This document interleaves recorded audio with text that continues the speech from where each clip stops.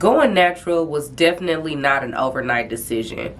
But when I finally made that decision, I feel like the conversations that I had with family members and friends, asking them about what to do and where to even begin, went a lot like this.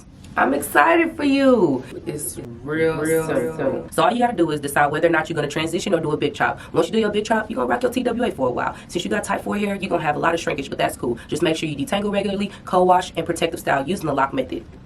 That's all there is to it. If you're anything like me and feel like they were speaking a completely foreign language, stay tuned, because in this video we're going to discuss 5 major topics with multiple acronyms to help you survive becoming a new natural.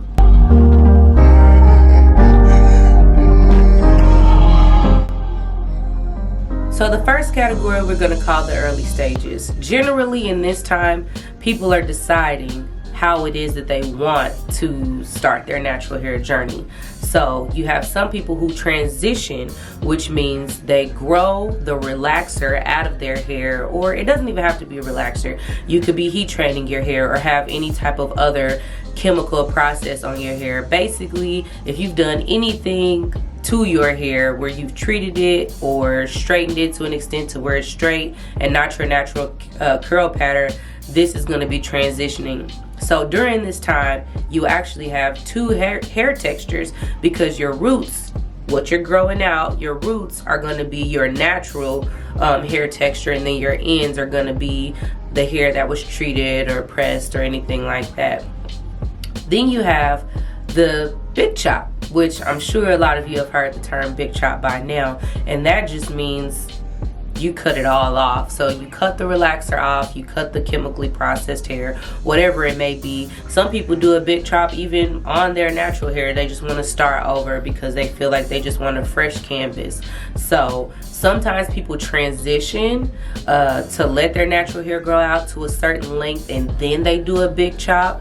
And then you have people who will like transition to a certain length. Well, I'll transition until my hair gets, you know, to my shoulder, like my natural hair gets to my shoulder, or I'll grow it out about 2 or 3 inches, just so they don't feel like they have to start with a fade or something like that. If you do decide to transition and have a couple of inches or do a big chop, you will typically have what is referred to as a TWA, which stands for teeny weeny afro.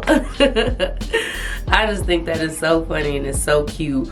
But I rocked my TWA, and I feel like a lot of women feel self-conscious about it, especially speaking from my own experience. I always had my hair relaxed and it was pressed. So I would either rock a ponytail, or it will be a silk press, or a body waves, or something in my hair, so it's touching my shoulders or it's touching down on my neck. And going from that length of hair to now having 2 inches of hair on my head, it was scary at first, but also very liberating.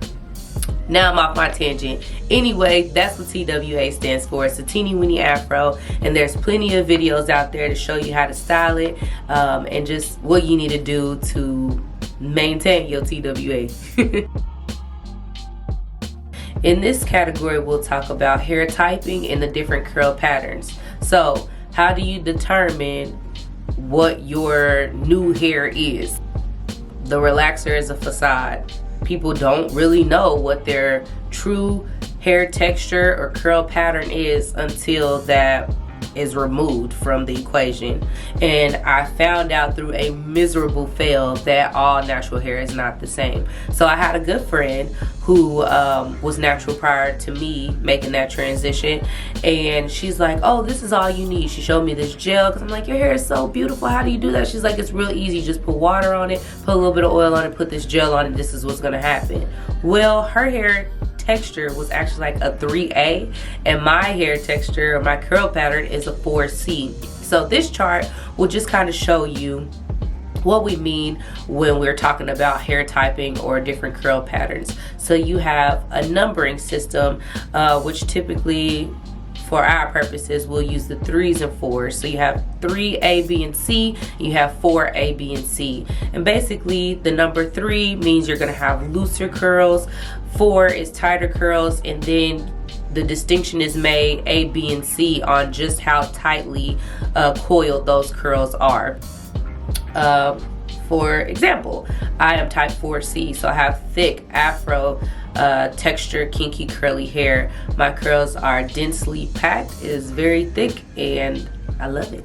So figure out your hair texture or your curl pattern, so that way when you're following YouTubers or just looking for different products, you know that the results should look the same on your hair because you have a similar curl pattern as the person that you're watching, or that the products that you're going to use because you see another person recommend them, make sure that you all have the same hair texture or curl pattern prior to buying those products, because they may not work the same on your hair as they work on their hair or curl pattern.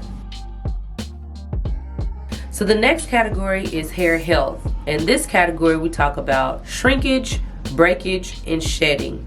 Now, shrinkage, what are we talking about when we say the word shrinkage? Shrinkage is the hair returning to its natural state, or reverting to its natural state. Think of it like this: if you've pressed your hair and you go outside and it starts raining, or you start sweating, or you go swimming, and you notice that the hair strand, which was once straight, begins to curl and return back to its natural form. That's what shrinkage is. So when you see women who are pulling their hair, like it might look this long because the curls are so densely packed, and then they pull it and it's coming way down here past their chest, that's shrinkage, okay? The hair in its shrunken state, not in its elongated form. Shedding refers to the amount of hair that may come out anytime you're manipulating your hair. So let's say you're combing your hair or you're brushing your hair and you see hair in the comb, or some comes off on the sink, or you're washing your hair. Now, shedding is normal, but in small amounts. So we're growing hair and hair is dying every single day. So to comb your hair and have a little bit of hair come out is normal, but clumps or big amounts, or when you're in the shower and you just got gobs of hair coming out, that is not normal. So when you hear the word shedding, it's referring to a normal amount of healthy hair that comes out of your hair whenever you're manipulating. Breakage, on the other hand, refers to hair that has broken off. Now, sometimes I feel like people confuse these terms. Breakage is not healthy. That is not what we want. And an example that I have for breakage is, let's say you go and get a silk press, right? And once you go to wash your hair, you just realize so much hair falls out. Like, that's not good. But it is an example that I feel like I see a lot of naturals go through. They go and get a bomb silk press. It looks wonderful, it's beautiful, it's shaking and shimmering and all of that, and I ain't coming against the silk press, but a lot of the time there's heat damage if the stylist is not educated on what they're doing, and you won't see it until the end, like when you go to wash your hair and you're manipulating it later and you just notice that the hair is just coming out. Or if you get braids and those braids might be too tight, or there's just too much tension on the scalp, when you go to take those braids down, you may notice an overabundance of hair that comes out with that. Or again, when you go to wash your hair after you take those braids down, there's just way more hair that comes out than needs to. So the next category is hair hygiene. This is when we talk about pre-poos, ACV rinses, co-washing, a wash and go. I mean, it's all of these different terms that I just had no clue what they meant. So let's just start with the pre-poo. A pre-poo is anything that you do to your hair to kind of protect it prior to shampooing it. So a lot of people like to put oils on their hair, or maybe do a hot oil treatment prior to washing their hair, just to kind of protect it and give it a little bit more moisture, and just feel like it provides more strength prior to a shampoo. Because especially if you're clarifying, like using a clarifying shampoo, which is a shampoo that is going to strip all of the oils and moisture and like everything from your hair. So putting a protective layer of different oils that you like or you feel do well on your hair prior to a shampoo could be a good option for you. But that's what they're referring to when they say a pre-poo. It is anything that you're doing to provide like fortification to your hair prior to a shampoo. Co-wash. Co-wash means to use conditioner in place of a shampoo, because naturally you might want to clean your hair but not necessarily feel like you need shampoo, because again, shampoos are going to be stripping, they're pulling everything away, they're pulling all that moisture out of your hair. So a co-wash is cleaning your hair but not necessarily pulling all of the moisture and the good things, you know, the good oils and the good things out of your hair that you might lose with doing a shampoo. An ACV rinse. An ACV rinse stands for apple cider vinegar, and that's a rinse. Generally, it's 1 part apple cider vinegar to 2 parts water, and you rinse your hair with this. This is another technique used for clarifying. So again, like I said, referring to the clarifying shampoo, ACV is going to do that same thing. It's going to get in there, get on your scalp, and make it squeaky clean. All your strands of hair is squeaky clean. I mean, it's pulling everything out. It's pulling everything out and everything off. So you got to make sure that you go in. If you use a clarifying shampoo or an ACV rinse, please make sure that you go in and you reapply moisture to your scalp, because you are really going to need it. A wash and go.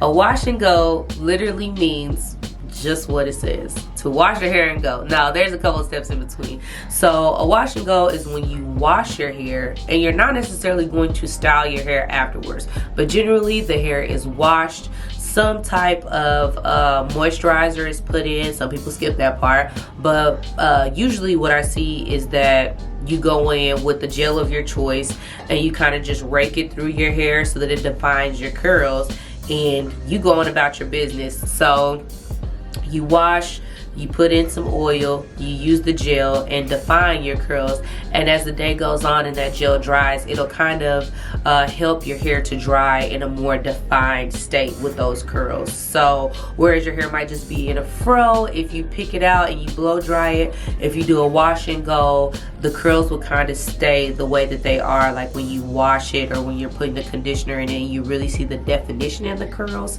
It'll like lock it into place with that gel. Okay, so the last category is hair management. Let's talk about manipulation. When the word manipulation is used, it's not talking about what you do to get what you want. Why would I even say that? So manipulation is actually referring to the things that you do to be able to style your hair. So when you comb your hair, you're manipulating it. When you finger detangle it, you're manipulating it. Finger detangling means to detangle your hair just with your fingers, okay? Anything that you do, any tools that you use or anything that you do to put your hair in any type of style is manipulation. Anytime you touch, it's being manipulated in some way, shape, form, or fashion, okay? Moisture retention. Now, the term moisture retention is used when referring to how long moisture will last in your hair. So there's different things that you would do in order to like make sure that that period lasts longer than just a few hours or for the day, or you really just want to make it last for as long as you can. Make it last forever. Okay, you want to make that moisture last as long as you possibly can. So that's what we're talking about when we're referring to moisture retention. LOC or LCO, I mean, it's the same thing. People just use the letters in different orders. Means liquid, oil, cream. So first you want to go in with a liquid of some form. Usually people use like a spray bottle with some water in it, or a spray bottle with some oil and water in it. And then you go in with the O. The O stands for oil, the oil of your choice. It could be avocado oil, coconut oil, olive oil. You just put in some type of oil. And then there's a cream. The cream is going to be what seals the moisture in that you just put in with the oil. So I actually recommend strongly something heavy like a shea butter base, especially for type 4 hair, because you're going to need something that's really able to seal that oil into your hair. So again, L stands for liquid, O stands for oil, C stands for cream. So that's just kind of like an order, a sequence of how you want to put these things in your hair to maximize your moisture retention. We have protective styling. Protective styling refers to anything that you do to your hair that minimizes the need to constantly manipulate your hair. So braids, and these can be done with your own hair or with extensions. any type of buns, braids, twists, bantu knots, wigs, really anything, like I said again, that's gonna keep you from having to touch your hair every day.